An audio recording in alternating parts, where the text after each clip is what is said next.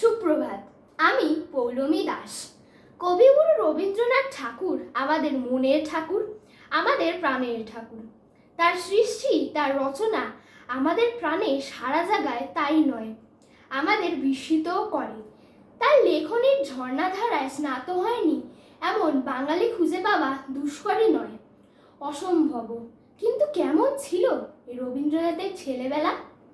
কবিগুরু রবীন্দ্রনাথ ঠাকুর কলকাতার জোড়াসাঁকো ঠাকুরবাড়িতে 25শে বৈশাখ 1268 বঙ্গাব্দে জন্মগ্রহণ করেছিলেন। কবি জন্মেছিলেন সেকেলে, কলকাতায়। শহরে স্যাকরা গাড়ি ছুটত তখন ছড়ছড় করে ধুলো উড়িয়ে। না ছিল ট্রাম, না ছিল বাস, না ছিল মোটর গাড়ি।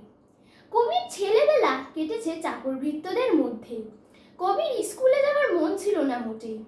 বাড়িতেই চলতো পড়াশোনা থেকে শুরু করে ব্যায়ামবিদ্যা। বাড়ির বাইরে যাওয়া বারণ ছিল, এমনকি বাড়ির ভেতরে কোনো জায়গায় যাওয়াও ছিল নিষেধ।